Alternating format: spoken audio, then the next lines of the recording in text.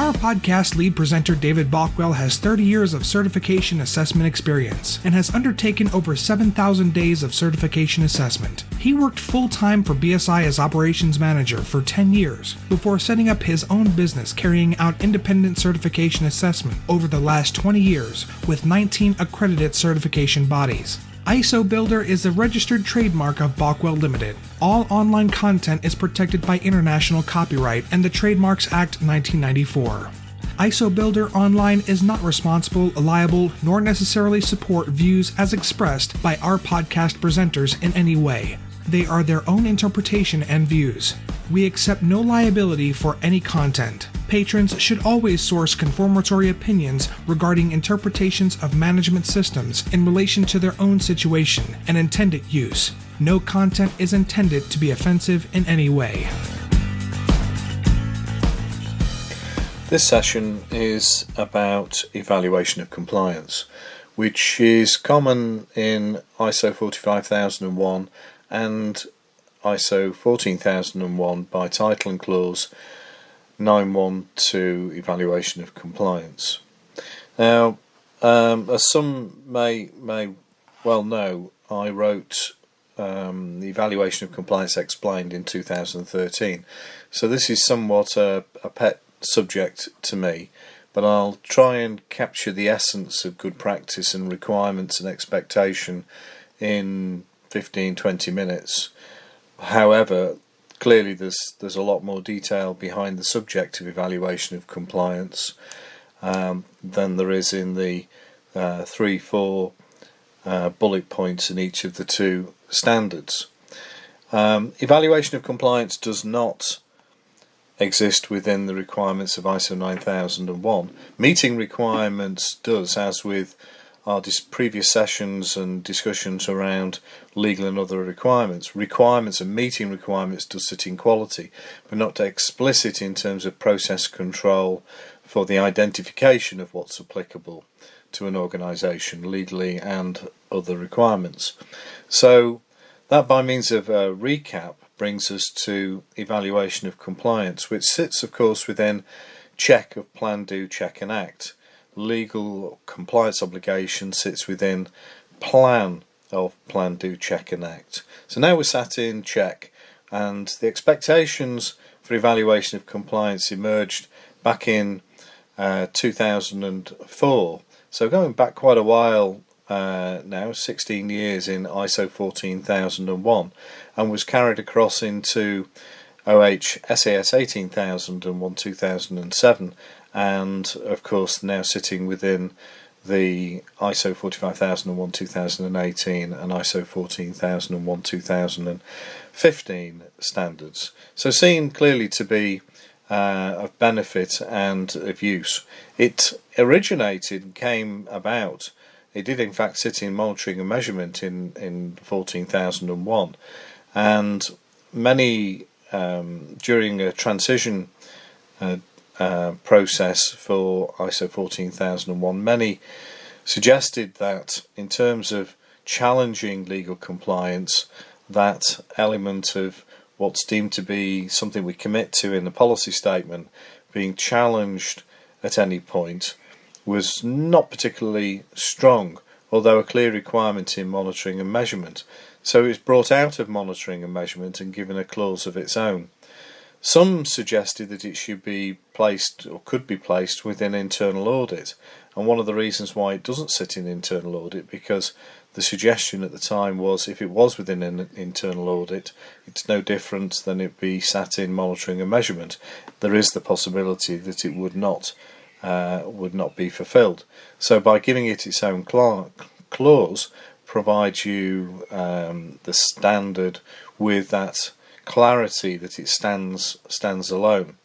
And within both standards, the expectation is that the organisation shall determine the frequency and method or methods for evaluation of compliance, to evaluate compliance and take action if needed, and maintain knowledge which is particular to ISO 45001, an understanding of its compliance status with legal and other requirements. So that is much the same right the way through both standards and requirements for the retention of documented information. So again, producing a process for this, it's useful to align with the expectations of compliance obligation. Thinking about who, how, where and when is useful, but what the content of that process actually is makes this a value add to a management system and subsequently to an organisation. So thinking how we turn frequency of evaluation of compliance, competency of individuals, understanding, knowledge and understanding of compliance status, the actions that need to be taken if needed, if identifying non-compliance are all quite important and should be contained within the process. Some I've seen the process simply says go raise a finding if you were on internal audit. Well, it does need to be slightly different because this could be the basis of a legal breach. So corrective action needs to be immediate rather than something that may allow a provision for as would an internal audit if it were a process fix non-critical a period of time. So the way in which actions are taken certainly would need to be more pronounced within evaluation of compliance to provide a good value add process. The term frequency is often interesting because the exercise of evaluation of compliance could be done once, it could be done a number of times, it could be planned, and I think this is where the opportunities for evaluation of compliance to be a good value add and robust process is to align clearly with compliance obligation and its process. So the frequencies of updating registers of legislation is important. The cycles that have been determined, which we've discussed in previous sessions, is important, and equally for evaluation of compliance. So thinking about how evaluation of compliance is planned. Is it sufficient to do a one-hit exercise at a point in time? When should that be done? Should it be done midpoint of a given cycle?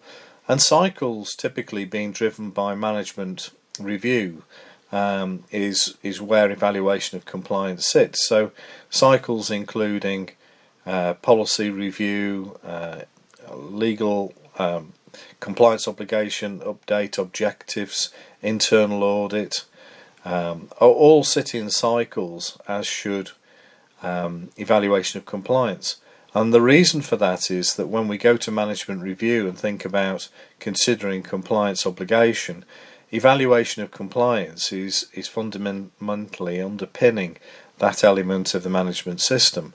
So to carry it out structured and planned forward at the end point of management review, so that we can go to management review with constructive discussion around the evidence of evaluation of compliance is useful. So to have a plan, a forward plan, as you would an internal audit plan, is a good idea. Of course, remembering that the clause requirements don't say we need to plan as we do with audit, it just says determine the frequency. But I think of this more about the process being sufficiently robust in relation to the size, scale and complexity of the organisation. So the riskiness of the business, the more complex the compliance obligation process, the bigger the register, the more significant the legislation and other requirements that are being identified and managed or have been identified and are being managed will drive the complexity of evaluation of compliance. It is useful to think about risk ranking legislation and other requirements, maybe just a simple high, medium or low, 1, 2, 3, in so much as the legislation being how critical it is to an organisation. So the more critical it is, you might make that high, through medium through to low. And the benefit of that is that then the process can actually define frequency of check of what's deemed to be high, medium or low frequency risk ranking of legislation through to evaluation of compliance. So Environmental Protection Act, high, for example, the process may determine that highs are to be checked 4 times a year, and that mediums to be checked 3 times a year, and lows to be checked once a year. This helps provide transparency around our fundamental understanding, and if needed, how we demonstrate that we've taken our legal obligation seriously, but also ensuring that we spend sufficient time on the highs when it comes to evaluation of compliance, but not forgetting the mediums and the lows. So competency of individuals is very important to ensure that people understand what is being challenged in terms of evaluation of compliance. And evaluation of compliance, of course, could be fulfilled as a function on its own, or it could also be fulfilled as a part of monitoring exercises and internal audit. Many organisations build evaluation of compliance into internal audit, but I again would suggest that this needs to be supported by justification on the basis of the size, scale and complexity of the organisation. When it sits with internal audit, it becomes more difficult to demonstrate a comprehensive approach to evaluation of compliance, or the fulfilment of evaluation of compliance. So competency is important, but planning is equally important. And the evidence that is provided needs to be based on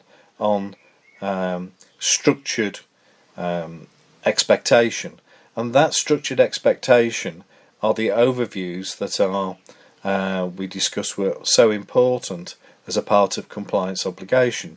So when we think about a piece of legislation and what the expectation is on an organisation to comply with, that is essentially by definition the overview. So in evaluation of compliance, the better those overviews, the better our process of evaluation of compliance, because we're simply looking back up through the system and challenging our compliance. So when it's a single process, that becomes more transparent and easy to manage, but it actually does tend to increase the amount of workload, because we have monitoring exercises, evaluation of compliance exercises and internal audit as well. An easy question from a certification perspective is, how confident are you that at the end of a cycle that you actually have covered each piece of legislation that is contained within the legal register and other requirement to an extent sufficiently such that you can go to management review to discuss constructively the suitability, adequacy and effectiveness of evaluation of compliance. And that often for me is a question that it's rather difficult to commit to be confident in terms of compliance when it is contained within monitoring and measurement and internal audit and not a process on its own. Not to say that that's impossible, because it is about providing some cross-referencing evidence that can actually demonstrate that it is forward planned, proactive and robust. And also, as we mentioned earlier, how we manage non-compliance when as a part of evaluation of compliance non-compliance is found, because it could be the potential for a legal breach, but it could also be an actual legal breach. So we want to be very, very sure that how action, the need to take action is managed, is contained very clearly within the process. With regards to records control, retention, documented information, again, as with compliance obligation, the retention periods for evaluation of compliance for me are quite important. The more information we have that help demonstrate that we challenge its structure and the comprehensiveness of the checks of evaluation of compliance. The more of those we have, the better.